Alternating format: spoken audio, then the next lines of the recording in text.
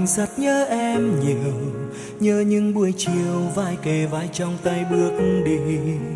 Thời gian trôi qua đôi ta từng nói tiếng yêu như thế mà, cớ sao người đành lòng tuyệt vọng quay lưng bước qua.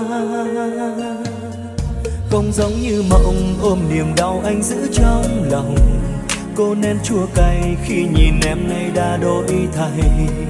Lời yêu thương trao hôm qua không thể đổi thay như thế mà, em ra đi bên ai lãng quên đi câu ước thề. Dù sao thật tâm thì anh vẫn một lòng yêu em, và khung trời yêu tình ta dệt nên đã xóa nhòa. Thà anh đớn đau vẫn hơn để em chịu cay đắng, thà là đường tình cho riêng một mình thương đã.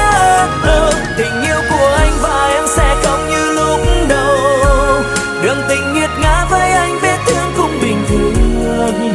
Chỉ lo ước mơ của em sẽ không được như ý, và chặng đường dài em đi một mình được không em, lúc vắng anh bên cạnh.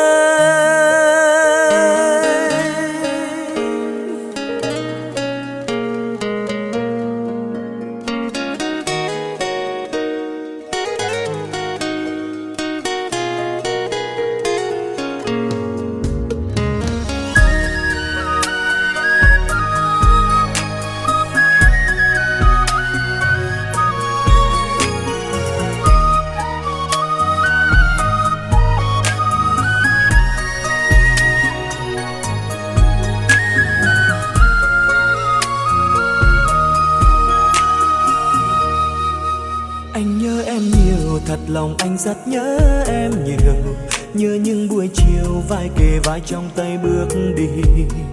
Thời gian trôi qua đôi ta từng nói tiếng yêu như thế mà, cớ sao người đành lòng tuyệt vọng quay lưng bước qua. Không giống như mộng ôm niềm đau anh giữ trong lòng, cô nén chua cay khi nhìn em nay đã đổi thay. Lời yêu thương trao hôm qua không thể đổi thay như thế mà, em ra đi bên ai lãng quên đi câu ước thề. Dù sao thật tâm thì anh vẫn một lòng yêu em, và khung trời yêu tình ta dệt nên đã xóa nhòa. Thà anh đớn đau vẫn hơn để em chịu cay đắng, thà là đường tình cho riêng một mình thương đã.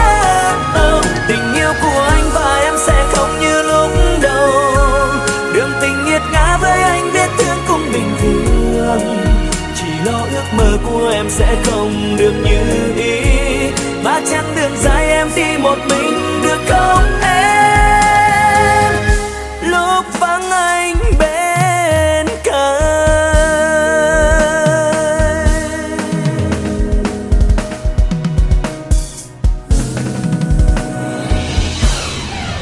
Dù sao thật tâm thì anh vẫn một lòng yêu em, và khung trời yêu tình ta dệt nên đã xóa nhòa. Thà anh đớn đau vẫn hơn để em chịu cay đắng, thà là đường tình cho riêng một mình thương đã. Tình yêu của anh và em sẽ không như lúc đầu, đường tình nghiệt ngã với anh vết thương cũng bình thường. Chỉ lo ước mơ của em sẽ không được như